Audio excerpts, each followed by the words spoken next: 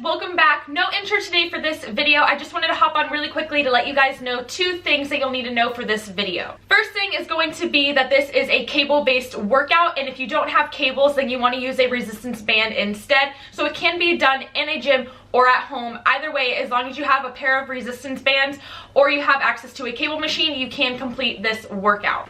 And second thing is that I am going to show you guys how to complete each exercise in a gym, and then at the end of each exercise, I do add in a clip to show you guys exactly how you can do it at home using a resistance band. And yeah, that's it. So I really hope you guys enjoy the workout, and remember, if you aren't already subscribed, please subscribe down below for new videos weekly, as well as find me on Instagram at HunterrChiltonn, 2 R's, 2 N's, and now let's get into this booty workout.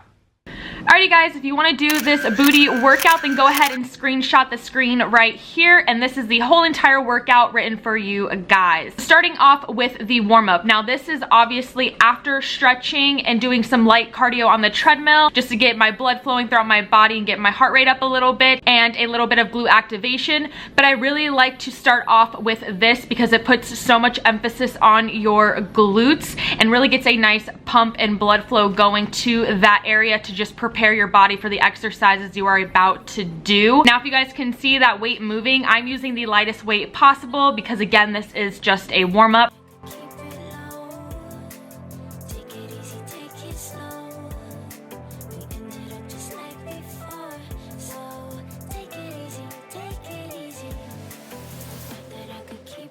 So when I'm doing the back and the corner glute kickbacks, I am more parallel to the cable machine with my back.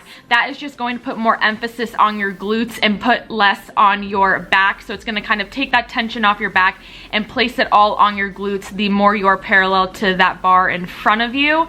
But when I go to do the lateral kicks to the side, I do stand up a little bit more since it's more of an adduction move and less of a kickback move. Now getting into the real workout, starting off with pull down lunges. I like to put a pretty challenging weight on this, and I start with one leg at a time, and you're going to do 10 reps on each leg. Make sure your knee does not hit the ground, or try not to as much as possible, and don't let your other knee go over your toes for this. I really like these, and I actually came up with this idea through having a knee injury and not being allowed to lunge because of the type of knee injury that I have. So especially if you are somebody who cannot lunge because you have knee pain or you have knee injury as well, this is an awesome alternative to that. But anyways, this is also just great in general for adding a nice amount of resistance and doing a lunge on the cable machine as well. Now I went ahead and I supersetted this with Sumo Squats on the cable machine too. So I have the V attachment bar there. You can really use anything that you can hold weight up just like this. Standing in a wide stance with my feet pointed outwards, not all the way out like flat-footed outwards, but just kind of pointing in a diagonal position. You can see it there better. And I'm going down, some reps I'm parallel, some reps I'm below parallel. I just really go and kind of get that mind muscle connection and go to where I feel it, and then I come up and I squeeze.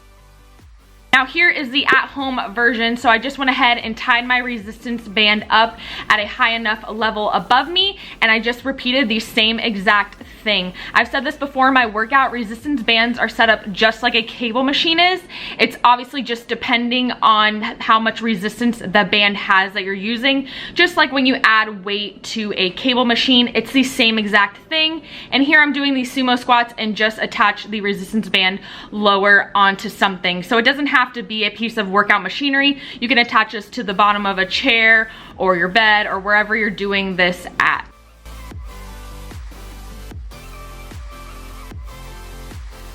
Second exercise is going to be cable pull throughs. These are really good at targeting that like under butt area where your hamstring kind of ties in with your glutes. It is amazing for that.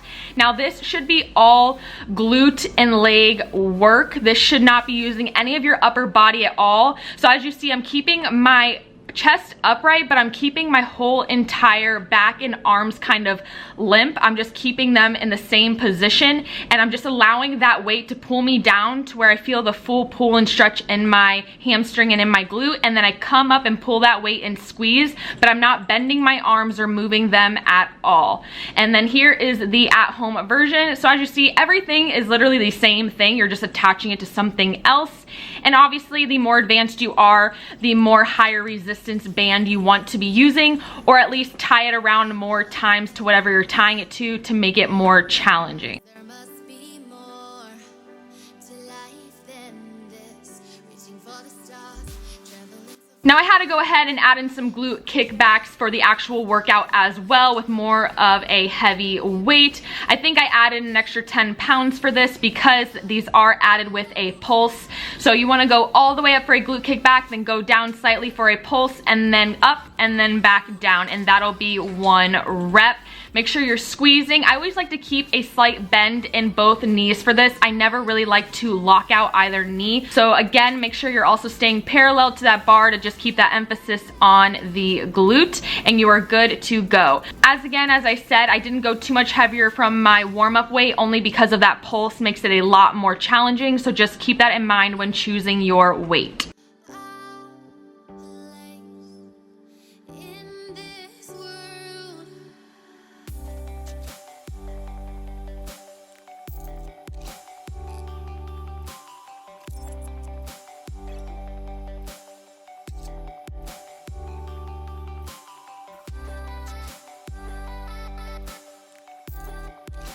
Next are squat walks. Give you guys a few pointers to make you get the most out of this exercise. You can pull heavier than you think. My sister is even a beginner at weightlifting, and she was still pulling like 50, 60 pounds. Here I think I was pulling 100. Another thing is you want to have a little bit of a wider stance. Keep those toes pointed outwards and drive through and pull through your heels. As you see, I'm trying to keep that weight off of the front of my toes if you see as I'm walking, and you want to stay down low the entire time. So whether you're doing this with the resistance band as you see here or the cables, it's the same exact thing. And going straight into these single line hamstring curls, same attachment as when you do the glute kickbacks.